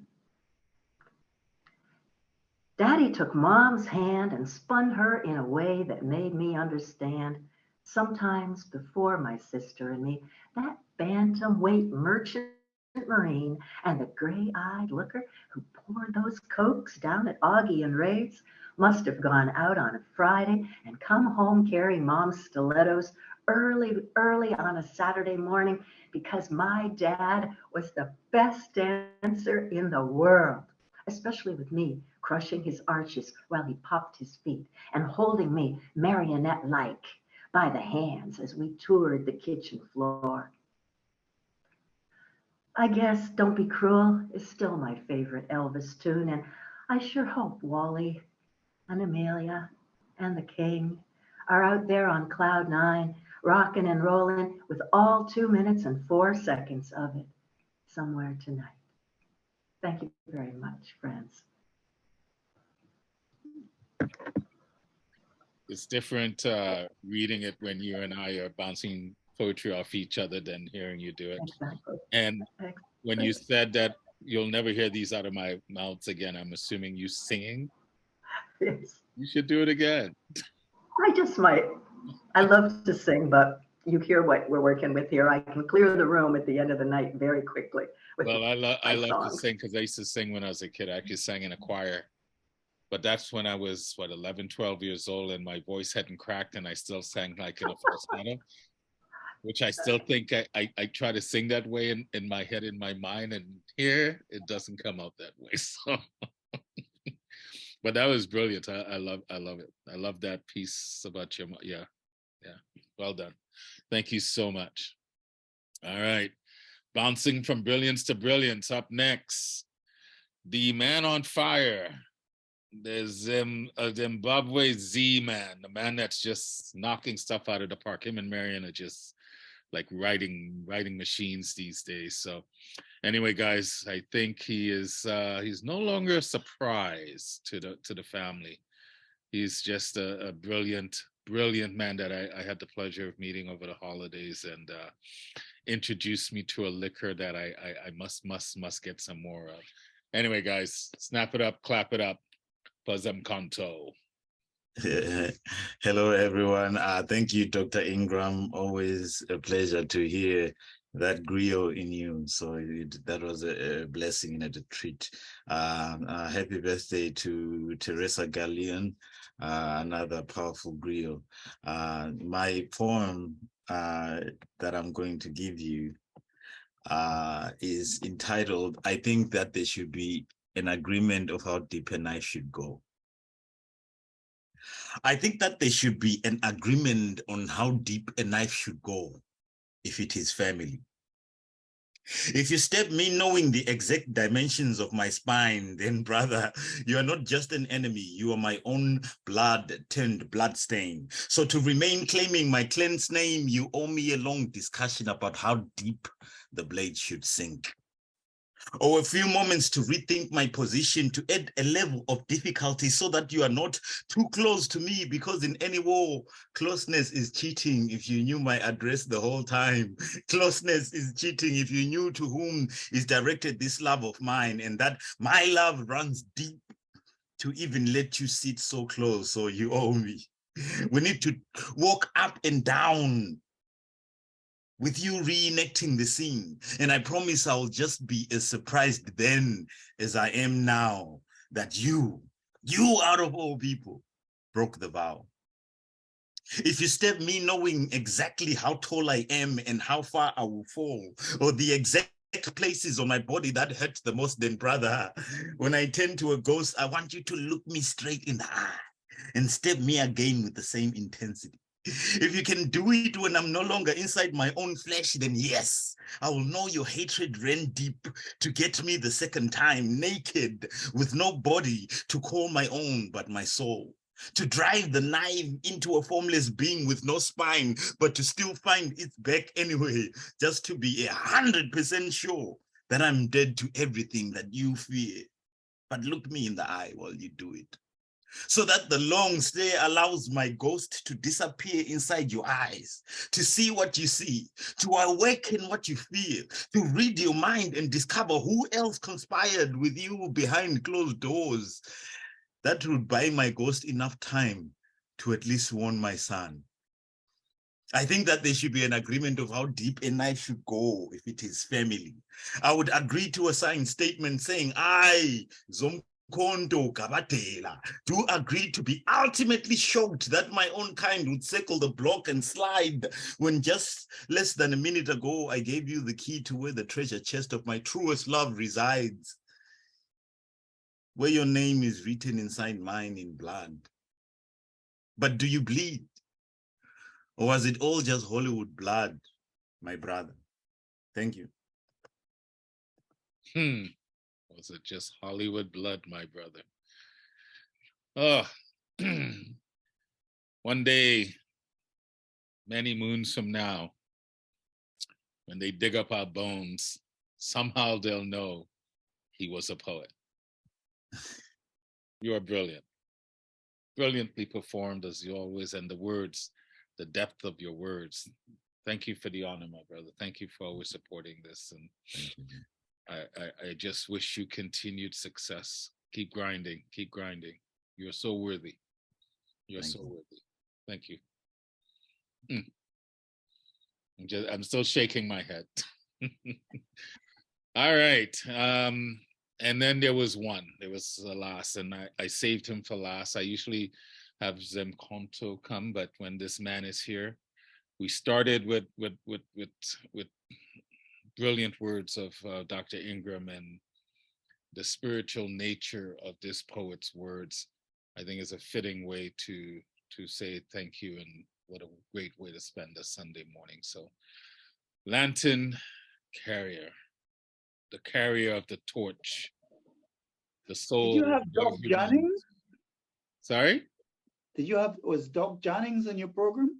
No, I'm not adding anyone today, Lantern, because I'm trying to keep the show to Oh, that's fine. That's fine. That's 2 fine. hours. Yeah. So I already mentioned I would try to get people in, but we only had one person fall off. So Okay. But anyway, Thank my you. friend, I appreciate you looking after Doc. Thank you. So the floor is yours. Go on. No, I just said the floor is yours. Okay. I once searched for the beauty of meaning in the dark shadows of mundane attachments, mixing the form of bitter lemons in such a way that I mistook them for succulent mangoes. It was wrapped in the guise of pleasure, money being my chief guest in pushing forward a wanton agenda of cravings and self-indulgences. I banqueted with demons and illusions, all posing like celestial stars. One day, love's grace, I awoke to the joys of giving from the heart. My soul soared to the ethereal regions, soaked in supernal wine. I fed from the sweet milk of paradise, dined at the illustrious portals of its resplendent palaces. My awakening to purpose was a sweet sacrifice in the quintessence of spirit, where I saw the beloved who became ceaselessly alive in my joys and sorrows.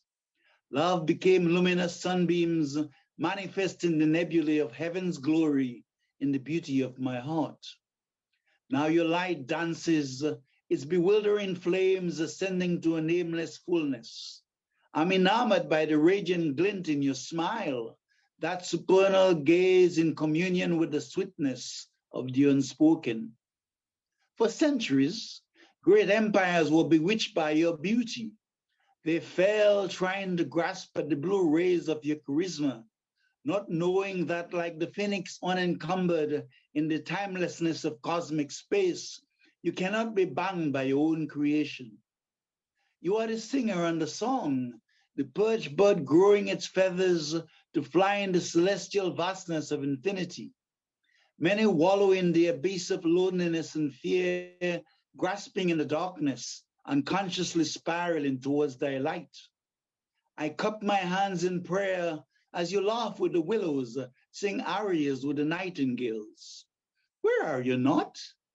Even the radiance of suns and moons glimmer in thy name. You're in the breeze and the naivety of a child's prance.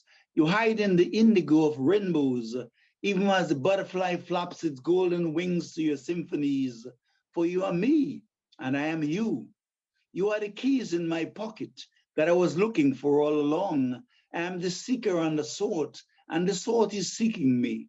I am the roaring lion, but the lioness is within me, reducing my turbulence so I can land safely on my own airstrip of inner solitude. Today I wrap my heart in a bouquet of flowers like valentines, sending them to your abode, a florist, delivering the joy of my being, kissing your luster in such a way that my love remains a sweet flame, shining a carousel of lights on our promising tomorrows. I am the small pond merging into a stream of living water. I am a raindrop falling from a sky I fail to recognize as you until the river takes me to its source where I emerge and rediscover my true nature. For you are my self-portrait, my liberation, my ocean in the drop, and you and I are one. Lantern Carrier, thank you.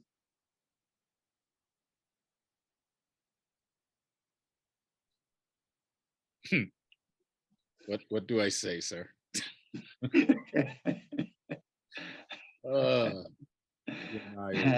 You are my self-portrait. You are my self-portrait. Yes, that line.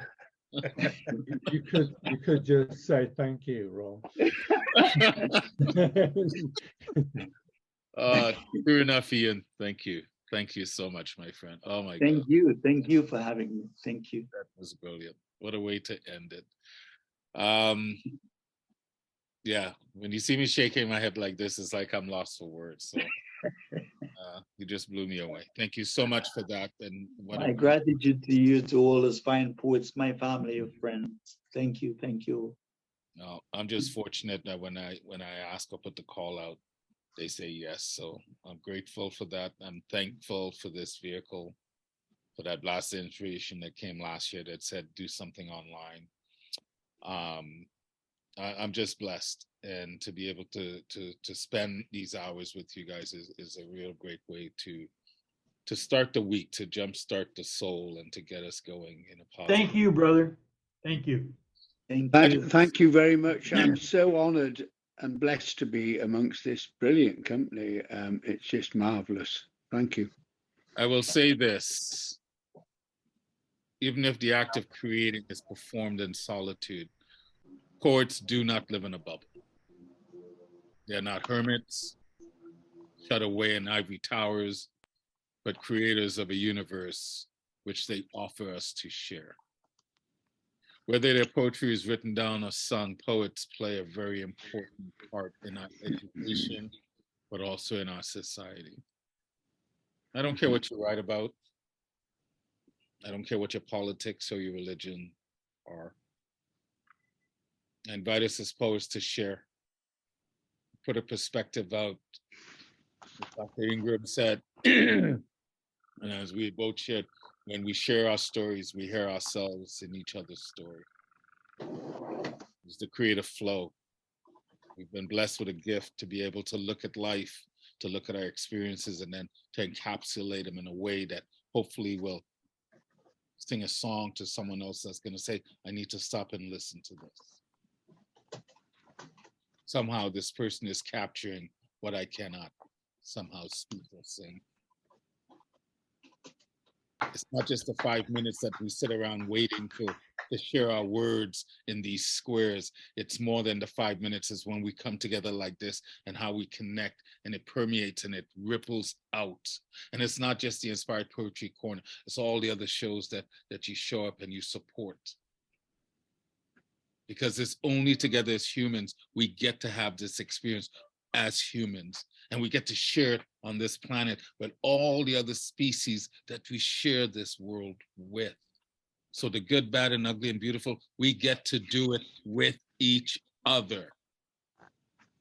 I may have been born in Trinidad, but I am human first, and Black is my walk. And I say that not as a race, just as a celebration of my pigmentation. And I invite you to celebrate yours, not fear it, and not let anyone make you feel ashamed of how you were made by the Most High. I'm grateful. Heart is full this morning.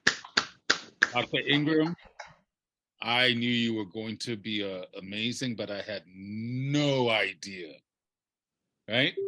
I had no idea. If we It could is what bottle, it is. if we could That's bottle what it his was. energy, if we What's could that, Richard? if we could bottle his energy and Yes. charisma, we could be wealthy, couldn't we?